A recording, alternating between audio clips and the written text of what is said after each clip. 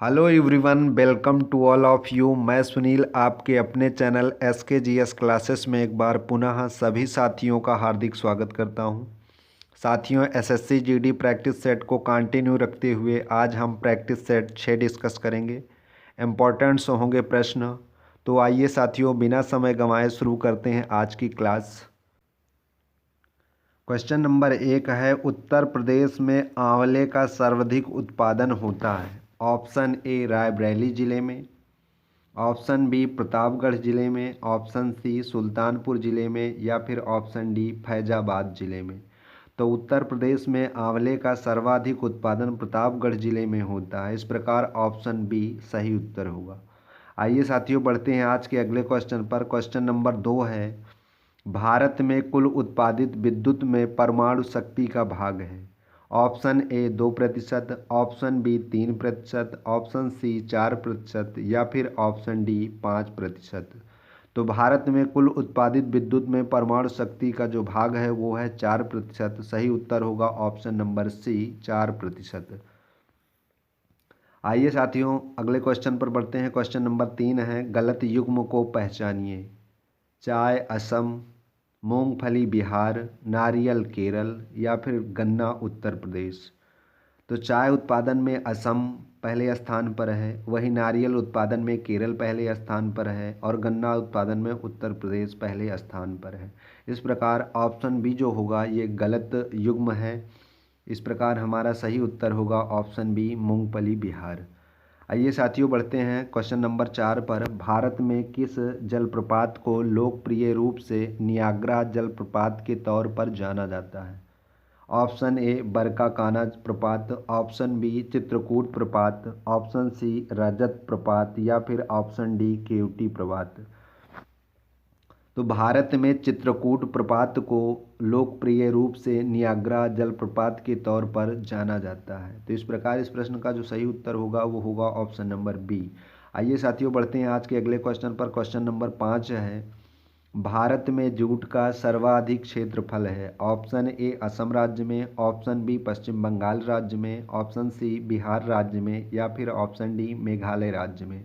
तो भारत में जूट का सर्वाधिक क्षेत्रफल पश्चिम बंगाल राज्य में है। ऑप्शन बी सही उत्तर होगा। आइए साथियों, बढ़ते हैं आज के अगले क्वेश्चन पर। क्वेश्चन नंबर 6 है, भाखड़ा नागल एक संयुक्त परियोजना है। ऑप्शन ए हरियाणा पंजाब राजस्थान की, option B Haryana Punjab Delhi, option C Himachal Pradesh Haryana Punjab की या फिर ऑप्शन डी पंजाब दिल्ली राजस्थान की। तो भाखड़ा नागल जो परियोजना है ये सतलज नदी पर स्थित है। यह परियोजना हरियाणा पंजाब और राजस्थान की संयुक्त परियोजना है। इस प्रकार ऑप्शन नंबर ए सही होगा। आइए साथियों, क्वेश्चन नंबर 7 देखते हैं। दक्षिण गंगोत्री क्या है। ऑप्शन ए प्रायद्वीपीय भारत की एक नदी, ऑप्शन बी भारतीय नौसेना का युद्धक जलपोत, ऑप्शन सी उत्तरी ध्रुव में स्थापित वैज्ञानिक अनुसंधान केंद्र या फिर ऑप्शन डी अंटार्कटिका में स्थापित भारतीय वैज्ञानिक अनुसंधान केंद्र। तो दक्षिण गंगोत्री अंटार्कटिका में स्थापित भारतीय वैज्ञानिक अनुसंधान केंद्र है। इस प्रकार ऑप्शन डी सही उत्तर होगा। आइए साथियों, बढ़ते हैं आज के अगले क्वेश्चन पर। क्वेश्चन नंबर 8 है, भारतीय राज्यों में सर्वाधिक जनजातीय जनसंख्या है।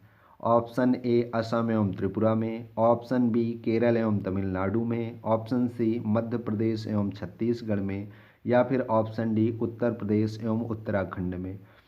तो भारतीय राज्यों में सर्वाधिक जनजातीय जनसंख्या मध्य प्रदेश एवं छत्तीसगढ़ में है। इस प्रकार ऑप्शन नंबर सी सही जवाब होगा। आइए साथियों, बढ़ते हैं आज के अगले क्वेश्चन पर। क्वेश्चन नंबर 9 है, सेतु मुद्रम परियोजना जिन्हें जोड़ती है वे हैं। ऑप्शन ए पाक खाड़ी और पाक जल संधि, ऑप्शन बी पाक खाड़ी और बंगाल की खाड़ी, ऑप्शन सी कुमारी अंतरीप और मन्नार की खाड़ी या फिर ऑप्शन डी मन्नार की खाड़ी और पाक खाड़ी। तो सेतु मुद्रम परियोजना मन्नार की खाड़ी और पाक की खाड़ी को जोड़ती है। इस प्रकार ऑप्शन नंबर डी सही उत्तर होगा। आइए साथियों, बढ़ते हैं आज के अगले क्वेश्चन पर। क्वेश्चन नंबर 10 है, निम्नलिखित में से कौन सा फुटलूज उद्योग का एक उदाहरण है। ऑप्शन ए तेल शोधक, ऑप्शन बी चीनी, ऑप्शन सी सॉफ्टवेयर या फिर ऑप्शन डी एल्यूमिनियम। तो फुटलूज उद्योग का उदाहरण सॉफ्टवेयर है। इस प्रकार ऑप्शन सी जो होगा ये सही उत्तर हो जाएगा। आइए साथियों बढ़ते हैं आज के अगले क्वेश्चन पर। क्वेश्चन नंबर 11 है, जनसंख्या के आकार की दृष्टि से भारत का सबसे छोटा राज्य है। Option A Sikkim, option B Tripura, option C Arunachal Pradesh और या फिर ऑप्शन डी मिजोरम। तो जनसंख्या के आकार की दृष्टि से भारत का जो सबसे छोटा राज्य है वो सिक्किम है। वहीं अगर जनसंख्या के दृष्टिकोण से भारत का अगर पहला राज्य देखा जाए तो उत्तर प्रदेश है।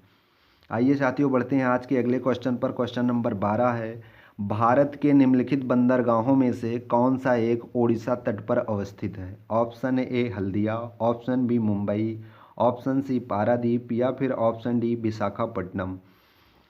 तो भारत के निम्नलिखित बंदरगाहों में जो उड़ीसा के तट पर अवस्थित है वो बंदरगाह पारादीप है।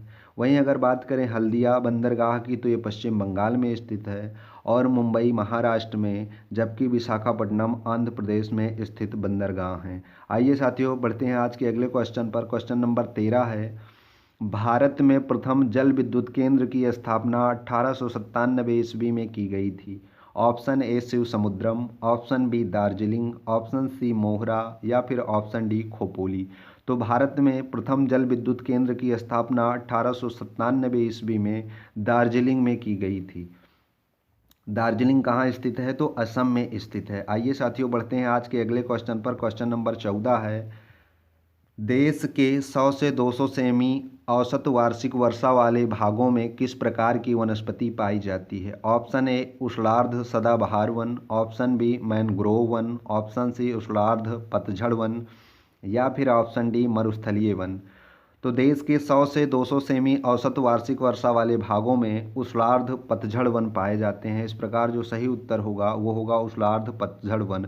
वहीं अगर मैंग्रोव वन की बात की जाए तो ये पश्चिम बंगाल राज्य में सदाबहार वनों में पाए जाते हैं। आइए साथियों आज बढ़ते हैं आज के अगले क्वेश्चन पर। क्वेश्चन नंबर 15 है, भारत में स्वच्छ जल मछली का सबसे बड़ा उत्पादक राज्य है। Option A Maharashtra, option B Tamil Nadu, option C Paschim Bangal या फिर ऑप्शन डी केरल। तो भारत में स्वच्छ जल मछली का सबसे बड़ा उत्पादक राज्य पश्चिम बंगाल है। इस प्रकार ऑप्शन सी सही उत्तर होगा। आइए साथियों बढ़ते हैं आज के अगले क्वेश्चन पर। क्वेश्चन नंबर 16 है, भारत के किस प्रदेश की सीमाएं 3 देशों क्रमशः नेपाल, भूटान एवं चीन से मिलती हैं। Option A Arunachal Pradesh, option B Meghalaya, option C Paschim Bangal या फिर ऑप्शन डी सिक्किम। तो भारत के सिक्किम राज्य की जो सीमा है नेपाल, भूटान एवं चीन से मिलती है। इस प्रकार इस प्रश्न का जो सही उत्तर होगा वो होगा ऑप्शन नंबर डी सिक्किम। आइए साथियों बढ़ते हैं आज के अगले क्वेश्चन पर। क्वेश्चन नंबर 17 है, काइकालूर खनिज तेल क्षेत्र किस नदी घाटी में स्थित है। Option A Krishna Godavari, option B Narmada Tapi, option C Ganga Brahmaputra या फिर ऑप्शन डी कृष्णा कावेरी। तो काइकालूर खनिज तेल क्षेत्र जो है ये कृष्णा कावेरी घाटी में स्थित है। याद करना बेहद आसान है, काइका 2 बार का आ रहा और नदियों में भी 2 बार कृष्णा और कावेरी। तो इस प्रकार सही उत्तर होगा option number D Krishna Kaveri. आइए साथियों बढ़ते हैं आज के अगले क्वेश्चन पर। क्वेश्चन नंबर 18 है, भारत का कृत्रिम बंदरगाह है। Option A Kandla, option B Mangaluru, option C Chennai या फिर ऑप्शन डी हल्दिया। आपको बताना है इन बंदरगाहों में से कौन सा कृत्रिम बंदरगाह है। तो चेन्नई जो बंदरगाह है ये भारत का कृत्रिम बंदरगाह है। आइए साथियों बढ़ते हैं आज के अगले क्वेश्चन पर। क्वेश्चन नंबर 19 है, अरावली पर्वत श्रृंखला निम्नलिखित नदी प्रणाली से द्विभाजित होती है। ऑप्शन ए चंबल और सरस्वती, ऑप्शन बी चंबल और साबरमती, ऑप्शन सी नर्मदा और बनास या फिर ऑप्शन डी लूनी और बनास। आपको बताना है कि अरावली पर्वत श्रृंखला जो है ये किस नदी प्रणाली द्वारा 2 भागों में विभाजित होती है। तो इस प्रश्न का जो सही उत्तर होगा वो होगा चंबल और साबरमती। आइए साथियों बढ़ते हैं आज के अगले क्वेश्चन पर। क्वेश्चन नंबर 20 है, कोडाइक नाल किस पर्वत श्रृंखला पर स्थित है। Option A Palni, option B Nilgiri, option C Vindhyachal या फिर ऑप्शन डी अरावली। तो कोडाइक नाल पर्वत श्रृंखला जो है भारत के दक्षिण में स्थित है और यह पर्वत श्रृंखला पालिनी पर स्थित है। इस प्रकार इस प्रश्न का जो सही उत्तर होगा वो होगा ऑप्शन नंबर ए पालिनी। आज की क्लास में इतना ही साथियों, मिलते हैं नेक्स्ट वीडियो में। अगर वीडियो अच्छी लगी हो तो प्लीज़ वीडियो को लाइक एवं अपने दोस्तों को शेयर करना ना भूलिए। मिलते हैं अगले वीडियो में, तब तक के लिए